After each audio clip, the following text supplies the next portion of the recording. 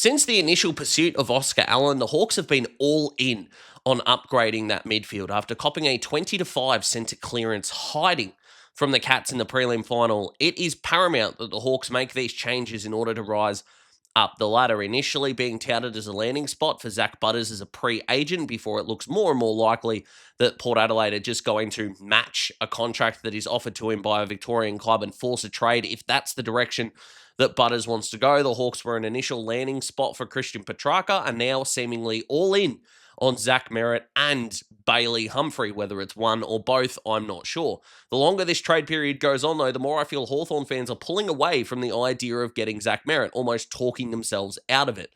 But in this video, I want to take a really deep dive into how modern midfields work, why Merrett will help us, pinky promise, and why the pursuit of Humphrey makes sense, what the Hawks will do if we can't land anyone, and why the idea of that kind of scares the crap out of me. So, let's do this, and let's start with the makeup itself of modern AFL midfields, and then we'll talk about Merrett a little bit more alongside the other trade targets. So, modern midfields. No two midfielders can play the same kind of role. We saw that with Collingwood, with Tom Mitchell and Ned Long. You can't have an in and under inside midfielder trying to do the same thing split between two players. I still haven't received any apologies from Collingwood fans for highlighting this at the time. But hey, we don't hold grudges here at Does Talks Footy, let me tell you. But the way that modern midfields are set up are effectively your core four. Even though only three midfielders go to a centre bounce contest, as we know, usually teams are rolling through four or even more kind of midfielders. Now, taking away the high half forwards that become dangerous midfielders, because that'll be a part of the Bailey Humphrey conversation a little bit later on, let's take a look at how this works as a cohesion. Let's look at Brisbane, for example. But the four archetypes of midfielders, first of all, you're looking at your defender, the guy who is the best tackler in the team usually as a midfielder. You have your spacer, whether it's holding on to the ball, hesitation style, or it's using their quick hands to get the ball out of the contest. They want space from stoppage in order for the team to spread. You've got your hybrid midfielders that can usually do two or all three of the other roles in a really good way. And your killer. You have the guy that if the ball gets out the front of the stoppage, they're the one that scares the crap out of you, usually because they're a good distributor inside 50 or can launch it from 55 and kill you that way. With opening up the flanks more than they ever have before, these killers are becoming more and more paramount to team success. Let's look at how that works for the reigning premier Brisbane. Josh Dunkley is arguably the best defensive midfielder in the competition. Lachie Neale is more of a hands guy than a separation with hesitation kind of midfielder, but he plays that role beautifully. McCluggage is your absolute killer because of his elite inside 50 use and the fact that he likes to go for goal. And Will Ashcroft can play defensively quite nicely, again, not at Dunkley's level. Like Neale, can use his hands to separate from the contest, but again, he's not as good as Neale is. And then he can end up killing you as an offensive threat, not necessarily going for goal because he's not that kind of player, but can absolutely be a good distributor inside 50 and be ultra damaging no matter where he is at the stoppage. Now, granted, trying to chase down the best midfield in the competition is what every team should do, and clearly that's what the Hawks are doing at the moment. But let's expand to some other examples. In 24, the Swans tried doing the same thing. Jamie Rowbottom was their defensive midfielder who wouldn't let the ball out the back of the stoppage. Errol Goulden using hesitation and his elite foot skill to generate space on the outside of the contest. Chad Warner was more of your hybrid kind of midfielder because he could kill you on the inside, outside, and going for goal. And Isaac Heaney was their biggest offensive threat at the centre bounce. A team like Fremantle, who are wanting to get better next year, Corey Wagner, according to their CBA percentage, was their best defensive midfielder this season. Andy Brayshaw has shown that he can play as an inside and outside midfielder. Sarong, with his quick hands and wanting to generate space in the contest, makes him our spacer. And either Hayden Young or Shea Bolton become their killers. Bolton's CBA percentage maybe wasn't as high as I thought it would be this season, especially with an injured Hayden Young. Hayden Young, fully fit, absolutely fits that killer archetype, and we'll talk more about Bolton and others' roles a little bit later on.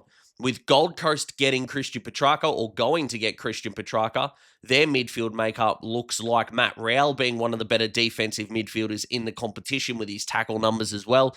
Touk Miller becomes your hybrid because he's a brilliant two-way runner, so he can play that defensive role and space role really well. Petrarca becomes your spacer because he was more of a handball happy midfielder this year. We'll see how that goes.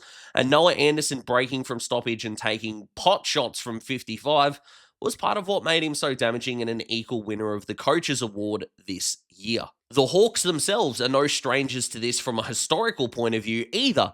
Looking at their three-peat side, Liam Shields was definitely the defensive-minded midfielder. Both Mitchell and Hodge could absolutely play their hybrid roles. Jordan Lewis was a really good spacer with both his foot skills, outside play, and the ability to hang on to the footy that little bit longer. And Sean Burgoyne eventually became your killer. Now, granted, you could argue that Burgoyne, as his utilitarian style of play, Hodge became that hybrid and or the killer, but hey, I'm not going to argue with you, especially because if you have a look at the '08 Premiership side that took out Geelong, Lewis stays where he is as the spacer. Hodge becomes your killer because he kicked 20 goals that year as a midfielder slash halfback. Mitchell becomes your hybrid because of his spacing ability and his ability to kill you inside 50. And Brad Sewell ended up being the defensively minded midfielder. Granted, there are nine best and fairests in that group. My God, that '08 side, goodness gracious me. So how the heck does that compare with Hawthorn last year, and where does Merrett fit into all of this? Well, if you had a look at the core four that Hawthorn had last year, Connor Nash was definitely our best defensive midfielder this year. Jai Newcomb ultimately became our spacer. Jimmy Warple was kind of our hybrid because he wanted to generate space, he wanted to drive the ball forward. And for mine, Josh Ward was our most safe kick inside 50. Now, granted, you might be looking at that graphic going, Daz, here is where I disagree with you in a big way. And granted, so do I, because Warple was not able to generate much space this year and wasn't an offensive threat. Josh Ward didn't get enough centre bounce attendances, nor did he hit the scoreboard enough to truly unlock that killer style. Jai Newcomb was the only midfielder to kick above 10 goals this year for the Hawks, and he's already an elite spacer. So he has to go to the hybrid role. Connor Nash stays where he is as the defensive midfielder, but Jimmy Warple's fend-off wasn't great, and he wasn't a fantastic clearance player last year. So he actually doesn't belong anywhere on the diamond. And sure, Josh Ward is a safe inside 50 threat. He didn't kick many goals either. And again, didn't quite have the CBA percentage in order to announce himself as a killer. Therefore, Hawthorn's midfield mix that made it to a prelim is half a diamond. Newcomb was the hybrid, Nash was the defensively minded midfielder, and we had nothing else. And that is going to be the problem. Because whilst, yes, the faith in Josh Ward for mine reversed itself this year as I saw him have a career best season, this is why the Hawks are going after midfielders. Now let's talk about the one that is in our control, which is of course Will Day. And granted, he's only played 21 of the last 51 games that Hawthorn have played, which is not great. But the hope, and this is where we're going to bring in the optimism bit here, the hope is that Will can get back to his best and fairest form. Arguably, if he could get back to last season's form before he got injured, that would be great. That first half against Sydney in opening round was frightening. However, his best and fairest stats read as 26 disposals, 379 metres gained, a lot of handball receives and ground balls. His marks, score involvements, inside 50s, and clearances were all really strong as well. So where does that leave him? Well, it probably generates himself as the hybrid midfielder. He can get on the outside with his handball receives. He can be an offensive threat coming out of the contest, and overall, he does a lot of things really well. So if we plug in a healthy Will Day, which I know is still an if, Newcomb can then unlock himself as the spacer. Yes, you could argue that Newcomb is also the killer, but I think his inside work as well generates him as just a little bit of a better spacer for mine right now in this conversation. So where the heck does Zach Merrett fit in all this? Well, last year, Merrett was actually down on his CBAs, the lowest amount of CBAs since 2019. Essendon used him in just a really weird way. And like someone like Jack Ginnivan, who we just unlocked his true potential in terms of the way he played in that high half forward role, versus being stuck in a forward pocket at Collingwood. If we gave Merrett the keys to the CBAs, it would just unlock him as a player. And by the way, that is unlocking him as a player that still generated low stats in disposals, kicking efficiency, uncontested possessions, and meters gained, yet his numbers from last season still generated unbelievable results. He still averaged 28 disposals last season. You compare that with Newcomb's 23 and a half, yeah, we'll definitely take that. And if last year was a dip, adding in a best and fairest winner who is still an elite midfielder is astonishing. He still won games for Essendon himself. His last quarter against St Kilda, I think it was, just highlights this in a positive way. If his dip is still generating better results than our current midfield, if we can get anything better than what he delivered in 25, we're ahead of the game and it's worth paying for.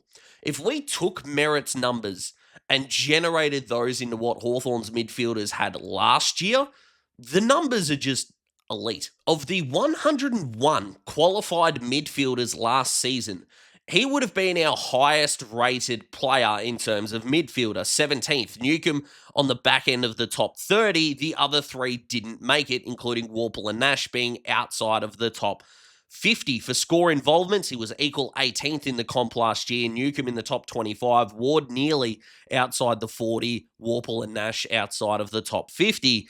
In terms of goals, he kicked 2 less than Newcomb did last year. Still kicked 3 less than Nash, Worpel and Ward combined. In terms of coaches' votes average, he and Newcomb were basically even, with Worpel, Ward and Nash not even making up one combined coaches' vote combined. Merrett was top 12 in the competition last year for meters gained. No Hawk midfielder was inside the top 40, with Connor Nash at a kind of astounding 82nd. But granted, your defensively minded midfielder doesn't need to do those things. Josh Dunkley wasn't high on the meters gained either, and he's the best one of it in the competition. And his inside 50 numbers were through the roof as well, generating 5.3 when the next highest for the Hawks was 4. Merrett's strengths are going to complement this midfield in a massive way.